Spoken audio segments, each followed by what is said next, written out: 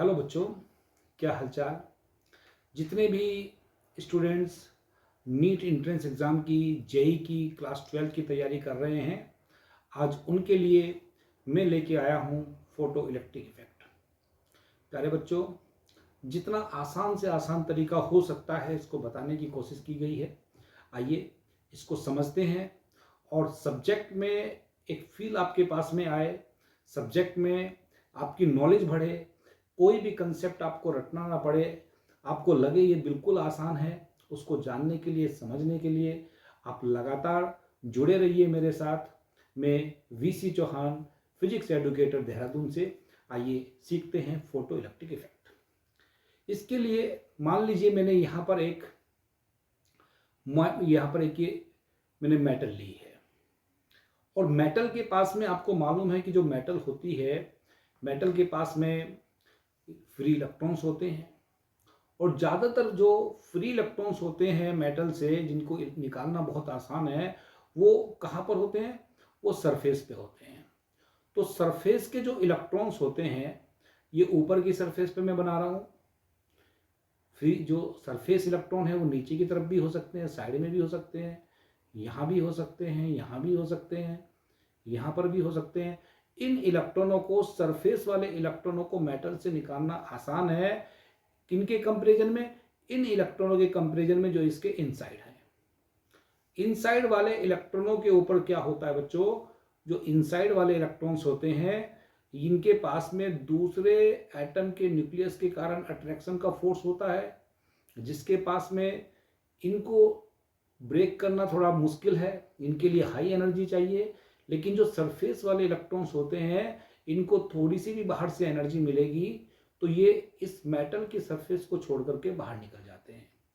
तो यहाँ पर ये मैंने जो लिया है, इसका नाम है बच्चों, यहाँ पर ये है आपके पास में मेटल। मेटल में हम वो वाली मेटल अक्सर इसमें यूज करेंगे जिससे इलेक्ट्रॉनों को निकालना बहुत आसान है। जैसे आपके पास में कॉपर वगैरह, वैसे सीजियम का को आइडियल माना जाता है क्योंकि उसका वर्क फंक्शन सबसे कम है। तो यहाँ पर क्या है, क्या होता है फोटो इलेक्ट्रिक इफेक्ट में, आइए इसको समझते हैं। तो यहाँ पर इसके पास यहाँ से कोई मान लीजिए रेडिएशन ये आया। ये रेडिएशन क्या है आपको अब तो हम समझ गए कि रेडिएशन जो होता है इलेक्ट्रोमैग्नेटिक वेव होता है। अब ये रेडिएशन गामा रे का भी हो सकता है, उनकी तो बहुत ज़्यादा एनर्जी होती है। मोस्टली हम लोग इसमें वाइट लाइट के जो फोटोन्स है, जिसमें चाहे रेड कलर हो, ग्रीन कलर हो, येलो कलर है, कोई पर्टिकुलर कलर का मान लीजिए हम यहाँ पर ये लाइट को यूज़ किया, मैंने ये रेड रंग का यूज़ किया है, तो रेड रंग के फोटोन यहाँ पर आ रहे हैं। तो हमें पहले हम इसी बात को सीखेंगे इसमें कि आखिर ये जो है ये फोटोन क्या होते हैं, इस बात को भी हम समझेंगे, क्योंकि जब तक इनके बारे में हमें नहीं मालूम है तब तक हमें आगे समझने में बड़ी दिक्कत होगी। अब होता क्या है, ये फोटोन जो होते हैं ये जब इस मेटल के इलेक्ट्रॉनों से टकराते हैं, ये मेटल इलेक्ट्रॉन से टकराएंगे, तो मेटल इलेक्ट्रॉन के टकराने से क्या होता है बच्चों, ये मेटल के जो इलेक्ट्रॉन्स होते हैं जब इन पे फोटोन गिरेंगे तो ये बाहर निकल जाएंगे। जब ये इलेक्ट्रॉन बाहर निकल जाएगा, जब तक ये मेटल के अंदर है तब तक तो इसका नाम क्या है, तब तक इसको आप बोलते हैं मेटल इलेक्ट्रॉन। और जब ये मेटल से बाहर निकल गया, अब इसको बोलते हैं यहाँ पर फोटो इलेक्ट्रॉन। फोटो इलेक्ट्रॉन क्यों बोला बच्चों इसका नाम?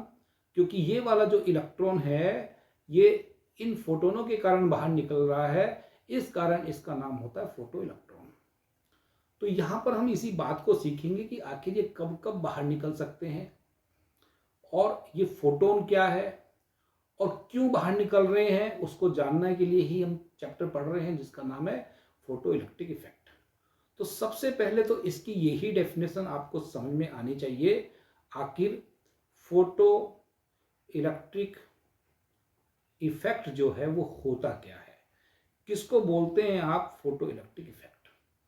तो यहीं पर इसकी डेफिनेशन से ही आपको समझ में आता है कि जब ये इन फोटोनों के कारण जब ये मेटल के फोटो इलेक्ट्रॉन्स बाहर निकल जाते हैं तो इसी फिनोमेना को आप क्या बोलते हैं, इसी का नाम होता है बच्चों फोटो इलेक्ट्रिक इफेक्ट। यानी कि emission of photo electron by the effect of photon, या इसको लाइट बोल लीजिए, is called photo electric effect. तो ये इसकी एक बेसिक डेफिनेशन है। तो केवल डेफिनेशन हमें पता है, उससे पहले हमें पता होना चाहिए आखिर ये फोटोन्स क्या हैं, इनकी क्या क्या प्रॉपर्टी है।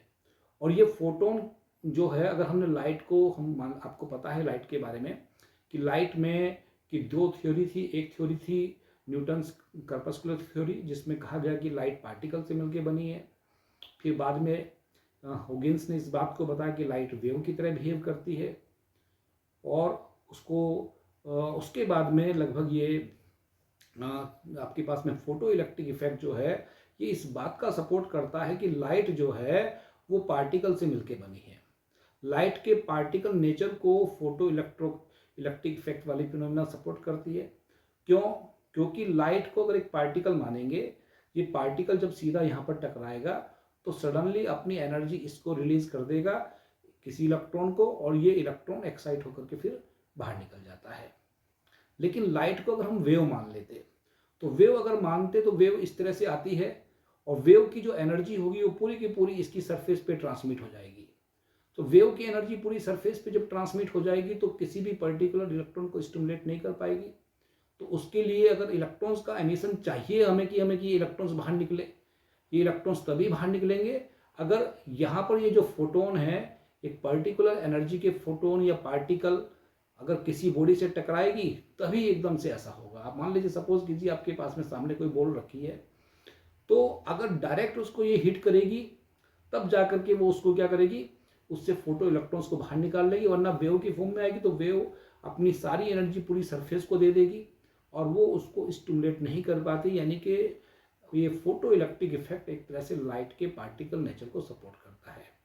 लेकिन अब तो बहुत एडवांस थ्योरी भी आ गई है जिसमें माना गया है कि लाइट तो इलेक्ट्रोमैग्नेटिक वेव है, इसके डुअल नेचर के बारे में भी आपको पता है। लेकिन हम यहाँ पर सीखेंगे केवल कि आखिर ये फोटो इलेक्ट्रिक इफेक्ट है क्या। इसके लिए थोड़ा यहाँ पर पहले बेसिक सीखते हैं इन फोटोन के बारे में, आखिर फोटोन किसको बोलते हैं, फोटोन की क्या क्या प्रॉपर्टीज़ है। फिर सीखेंगे ये फोटो इलेक्ट्रॉन्स एमिशन कब होता है, इसके बारे में सीखेंगे। और फिर ये जो कंबाइंड इफेक्ट यहाँ पर एफर्ट हुआ है कि भाई ये आया, ये निकला, ये क्यों निकला, इसके बारे में आप सीखेंगे। आइए सीखते हैं हम इसमें फोटोन के बारे में। तो जो फोटोन होता है ये न्यूटन ने अपनी थ्योरी में भी इसको बोला है। ये फोटोन क्या होते हैं, इन फोटोन के बारे में जो न्यूटन ने बोला है आपको मालूम है। पहली तो जो इसमें बात है, इसको आप ऐसे समझिए कि ये जो फोटोन होते हैं, न्यूटन कर्पस्कुलर थ्योरी में बोला गया है कि लाइट छोटे छोटे पार्टिकल से मिलकर बनी है, जिन पार्टिकल को आप क्या बोलते हैं, फोटोन बोलते हैं, या इनको आप एनर्जी पैकेट भी बोलते हैं। एनर्जी पैकेट या फिर इनका नाम क्वांटा भी होता है। हर फोटोन को एनर्जी पैकेट कहा गया है। हर फोटोन के पास में एक अपनी डिस्क्रीट एनर्जी होती है, उस एनर्जी को कहा जाता है E H × न्यू। यहाँ पर E फोटोन की एनर्जी है, H आपके पास में प्लैंक कांस्टेंट है, और न्यू जो है उस फोटोन की फ्रीक्वेंसी है। फोटोन की फ्रीक्वेंसी अगर आपको निकालनी हो, ये फोटोन की जो फ्रीक्वेंसी आपको निकालनी हो तो ये लिखेंगे आप C/λ के बराबर।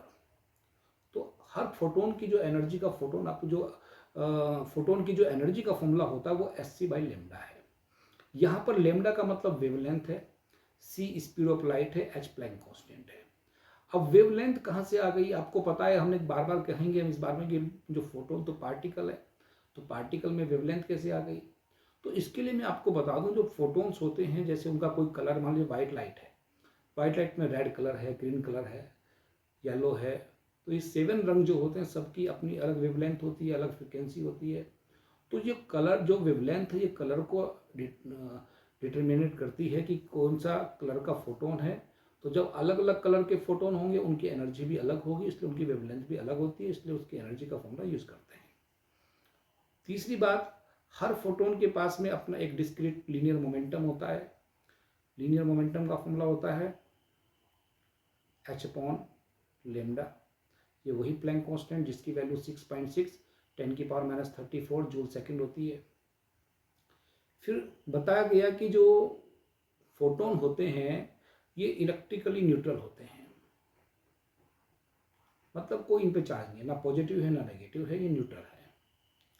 फिर जो फोटोन होते हैं इनका मास अनडिफाइंड है, फोटोन का मास नहीं मालूम, केवल हमें इतना पता है कि फोटोन का जो रेस्ट मास है वो कितना होता है, रेस्ट मास फोटोन का 0 होता है, एक ये हमें मालूम है फोटोन के बारे में।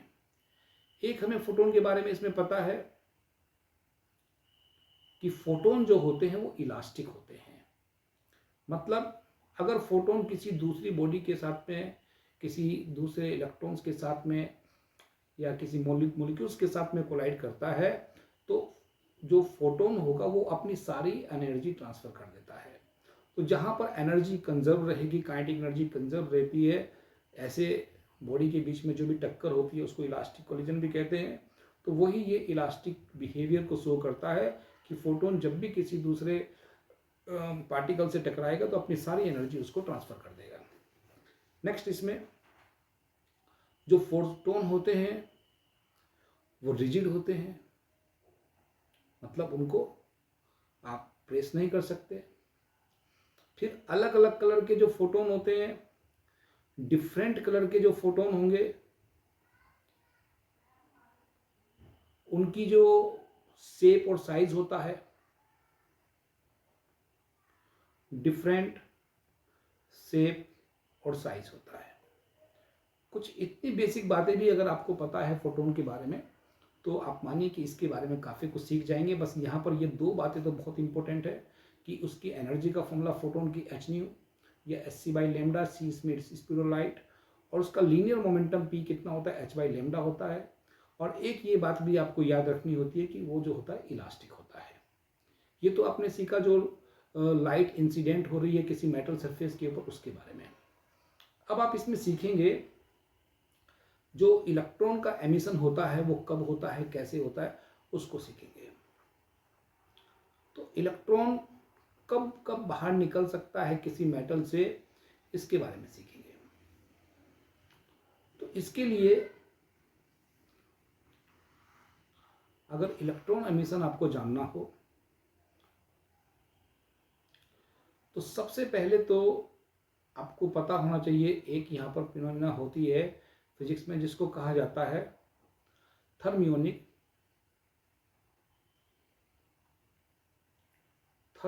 एमिशन।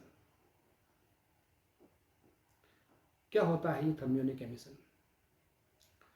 कोई भी आपके पास में मेटल हो तो मेटल को अगर हम गर्म करते हैं, मान लीजिए यहाँ पर जो मेटल है इसके अंदर क्या होंगे, मेटल से इलेक्ट्रॉन्स होंगे।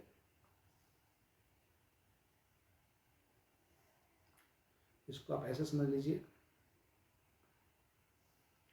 ये मेटल है, यहाँ पर मेटल के अंदर मेटल इलेक्ट्रॉन है।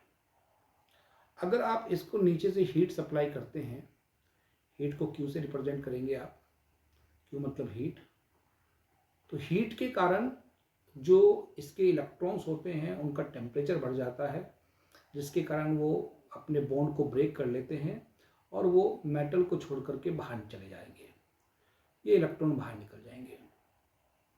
तो जब ये इलेक्ट्रॉन्स बाहर निकल जाते हैं, ये किसके कारण बाहर निकल रहे हैं, टेम्परेचर के कारण। तो इस फिनोमेना को आप बोलते हैं यहाँ पर थर्मियोनिक एमिशन। और जो ये बाहर निकल रहे हैं इलेक्ट्रॉन्स, ये टेम्परेचर के कारण बाहर निकले, अब इनको इलेक्ट्रॉन ना बोल करके इनका नाम भी हो जाता है, इनको बोलते हैं थर्मियॉन्स। तो हीट को ट्रांसफर करने से, जब भी हीट ट्रांसफर की जाती है, हीट हमेशा टेम्परेचर में चेंज लाती है, और टेम्परेचर जो होता है वो एनर्जी को डिटरमाइन करता है। किसी भी मॉलिक्यूल्स का अगर टेम्परेचर बढ़ता है तो उसकी एनर्जी बढ़ती है, एनर्जी बढ़ती है तो उसका मोशन बढ़ेगा, मोशन बढ़ेगा तो बॉन्ड ब्रेक होंगे, इलेक्ट्रॉन्स रिलीज होंगे, और वो रिलीज इलेक्ट्रॉन मेटल सरफेस से छोड़ के बाहर आ जाएंगे। जब टेम्परेचर के कारण बाहर आते हैं इनको आप थर्मियॉन्स बोलते हैं, और ये प्रॉपर्टी कहलाती है थर्मियोनिक एमिशन। ऐसे ही इसमें आप पढ़ते हैं एक और जिसका नाम होता है फील्ड एमिशन। फील्ड एमिशन में क्या होता है, उसमें मान लीजिए यहाँ पर आपके पास में उसमें 2 प्लेटें होती हैं। एक प्लेट मान लीजिए यहाँ पर ऐसे, एक प्लेट यहाँ पर है। ये जो प्लेटें होती हैं इसमें एक प्लेट ये तो मान लीजिए पॉजिटिव है, एक नेगेटिव, दूसरी इस तरह से। तो यहाँ पर दोनों प्लेटों के बीच बहुत स्ट्रॉन्ग फील्ड होता है। इस स्ट्रॉन्ग फील्ड रीजन में अगर आप किसी डाइलेक्ट्रिक को रख दें, मान लीजिए डाइलेक्ट्रिक रख दिया मैंने, तो इसके अंदर भी क्या होंगे, इसके अंदर भी इलेक्ट्रॉन्स होते हैं। तो इलेक्ट्रॉन, ये इधर की प्लेट पॉजिटिव, इधर की नेगेटिव, तो इसके ऊपर क्या होगा, यहाँ पर इलेक्ट्रिक फील्ड होगा इस डायरेक्शन में, और इलेक्ट्रॉन का नेचर नेगेटिव होता है, तो इनके ऊपर इस डायरेक्शन में एक स्ट्रॉन्ग फोर्स लगने लगेगा प्लस की तरफ को, जिसके कारण क्रिस्टल भी ब्रेक हो सकता है, यानी कि ये डाइलेक्ट्रिक ब्रेकडाउन हो सकता है। तो यहाँ पर ये जो इलेक्ट्रॉन बाहर निकलेंगे, ये निकलते हैं इलेक्ट्रिक फील्ड के कारण। तो इस तरह का जो एमिशन होता है इलेक्ट्रॉनों का, इसका नाम होता है फील्ड एमिशन। और तीसरा एमिशन जो आप पढ़ रहे हैं इसमें, इसको बोलते हैं आप यहाँ पर फील्ड एमिशन। तीसरा अभी आप सीखा आपने कि यहाँ पर ये इस बात को सीखा है कि जब किसी मेटल के ऊपर लाइट आती है तो मेटल के अंदर से इलेक्ट्रॉन्स क्या होते हैं, बाहर निकल जाते हैं। इसको कहा जाता है फोटो इलेक्ट्रिक इफेक्ट, यानी कि लाइट के कारण भी इलेक्ट्रॉन्स बाहर निकलते हैं। आइए अब इसमें मेन बात हम सीखते हैं, जिस बात को हम सीखना चाह रहे हैं, जो हमारे चैप्टर का मीनिंग है कि फोटो इलेक्ट्रिक इफेक्ट है क्या। अब यहाँ पर आपने इस बात को सीखा है कि ये यहाँ पर क्या है, ये मेटल है, और मेटल के पास में जैसे ही फोटो इलेक्ट्रॉन्स, जैसे ही इसके पास में फोटोन्स आए, ये फोटोन आए, और ये फोटोन किससे टकराए, इसके अंदर के मेटल इलेक्ट्रॉन से टकराए, मेटल इलेक्ट्रॉन से टकराए। तो ये जो फोटोन आते हैं, इनके पास में क्या होता है, अपनी एनर्जी होती है। कितनी एनर्जी, मान लीजिए इसकी एनर्जी E है, तो ये फोटोन इस E एनर्जी का यूज करेगा, यानी कि ये फोटोन जो है सारी की सारी एनर्जी इसको ट्रांसफर कर देगा। तो ये सारी एनर्जी किसके पास आएगी, मेटल इलेक्ट्रॉन के पास आ गई। तो जब मेटल इलेक्ट्रॉन के पास में आ गई, अब मेटल इलेक्ट्रॉन को ये अकेला इलेक्ट्रॉन तो है नहीं, यहाँ तो करोड़ों इलेक्ट्रॉन्स होते हैं, ये दूसरों से कोलाइड भी करते हैं। बाहर निकलने के लिए इसको दूसरों के इलेक्ट्रॉनों के साथ में लड़ना भी पड़ता है, तब जाके बाहर निकलता है। तो अब इसको इस मेटल सरफेस से बाहर निकलना है, तो मेटल सरफेस से बाहर निकलने में इसको क्या करना पड़ेगा, कुछ एनर्जी चाहिए। यहां पर जितनी भी एनर्जी ये खर्च करेगा बाहर निकलने में, इस एनर्जी को कहा जाता है यहाँ पर वर्क फंक्शन। क्या बोलते हैं, वर्क फंक्शन। वर्क फंक्शन को इस तरह से फाई से रिप्रेजेंट किया है। बाकी जितनी भी एनर्जी इसके पास बचेगी, कुछ इस ई एनर्जी, यानी कि टोटल एनर्जी इसके पास कितनी आई, ई, इस एनर्जी में से इसने जो एनर्जी खर्च कर दी, वो कितनी एनर्जी खर्च की है, इसको बोलते हैं फाई। फाई मतलब वर्क फंक्शन। मिनिमम एनर्जी बाहर निकलने के लिए जितनी चाहिए उसको वर्क फंक्शन बोलते हैं। ये अलग अलग मेटल के जो कॉन्फ़िगरेशन है, उसकी स्ट्रक्चर है, उसका नेचर है, उस पर डिपेंड करता है। वर्क फंक्शन अलग अलग मेटल्स के लिए अलग अलग होता है। तो ई का कुछ पार्ट खर्च हो गया फाई में, और जो रिमेनिंग एनर्जी होगी, अगर कोई एनर्जी दूसरी वेस्ट ना हो, आइडियल कंडीशन में कि इसको आई, इसके ऊपर इतनी एनर्जी आई, और इतनी एनर्जी में इतनी इसने यूज कर रहा है ये नीचे से ऊपर तक आने में या सरफेस को छोड़ने में, तो बाकी रिमेनिंग एनर्जी जो बचती है ई में से, वो इलेक्ट्रॉन के पास जो होगी, उस एनर्जी को बोलेंगे इसकी मैक्सिमम काइनेटिक एनर्जी, के मैक्सिमम उसको बोलते हैं। यानी कि इंसिडेंट एनर्जी बराबर वर्क फंक्शन प्लस के मैक्सिमम। ये तब पॉसिबल है अगर कोई भी एनर्जी का वेस्ट ना हो। इसमें दो बातों का आपको विशेष रूप से ध्यान रखना है। अगर इंसिडेंट एनर्जी जो है फोटोन की, यहाँ पर इंसिडेंट एनर्जी को हम लिख रहा हूं मैं ई, अगर ये ई जो है फोटोन की एनर्जी, अगर मिनिमम जितनी एनर्जी चाहिए बाहर निकालने के लिए किसी इलेक्ट्रॉन, फोटो इलेक्ट्रॉन्स को मेटल से, वो फाई है, यानी कि इंसिडेंट एनर्जी कम है और वर्क फंक्शन क्या है, ज्यादा है। इस केस में ये मेटल जो इलेक्ट्रॉन है ये बाहर नहीं निकलेगा, यानी कि ये जो फोटो इलेक्ट्रॉन्स हैं इनका एमिशन नहीं होगा इस कंडीशन में। तो इस बात को लिख भी सकते हैं, नो फोटो इलेक्ट्रॉन एमिशन। अब यहां पर एक बात और आती है कि बताइए, अगर इंसिडेंट फोटोन की एनर्जी वर्क फंक्शन से ज़्यादा हो तो क्या होगा, या इलेक्ट्रॉन का एमिशन नहीं होगा। इस कंडीशन में बच्चों दोनों बातें हैं। ऐसा नहीं कि बिल्कुल अगर इंसिडेंट फोटोन की एनर्जी वर्क फंक्शन से ज़्यादा है तो होगा ही होगा। इस केस में लिख सकते हैं कि ये इलेक्ट्रॉन बाहर निकल भी सकता है, मे बी आउट या मे बी एमिट, या फिर इलेक्ट्रॉन का एमिशन जो है may not be emit. Depend इस बात के ऊपर करता है कि इंसिडेंट एनर्जी का कितना यूज हुआ है। अगर ये इंसिडेंट एनर्जी इसके पास गई और यही सारी एनर्जी इसको यही लड़ाई झगड़ा में खत्म हो जाए, दूसरे इलेक्ट्रॉन के साथ कोलाइड में खत्म हो जाए, तो उस केस में क्या होगा, कोई भी इलेक्ट्रॉन एमिट नहीं होगा, क्योंकि जितनी एनर्जी दी थी वो सारी की सारी एनर्जी यहां पर खर्च हो गई। यानी कि अगर यहां पर वेस्टेज ऑफ एनर्जी जो है वो कितना है, अगर वेस्टेज एनर्जी कितना है, 0 है, कोई वेस्टेज नहीं हुई, जितनी आई उतनी इसने यूज किया, कोई वेस्टेज नहीं किया, बस केवल वर्क फंक्शन में यूज ही, बाकी बाहर लेके निकल गया। और इंसिडेंट वर्क फंक्शन से ज्यादा तो उस केस में तो निकलेगा। लेकिन अगर वेस्टेज ज्यादा हो जाए, अगर ई का अमाउंट कम है, वेस्टेज ज्यादा हो गया, तो उस केस में भी क्या होगा, फोटो इलेक्ट्रॉन्स एमिट नहीं होगा। तो यानी कि इंसिडेंट फोटोन की एनर्जी वर्क फंक्शन से ज्यादा है तो photo electron may be emit. एक होता है मे बी एमिट या मस्ट बी एमिट। तो मस्ट नहीं बोलेंगे आप क्या बोलेंगे, मे बी एमिट। तो यहां पर ये जो इक्वेशन बनी है एक, ये जो आपके पास में इक्वेशन है यहां पर E इक्वल टू 5 प्लस के मैक्सिमम, इसको बोलते हैं आप, यहां पर ये इक्वेशन आई है, इस इक्वेशन का नाम होता है आइंस्टीन फोटो इलेक्ट्रिक इक्वेशन।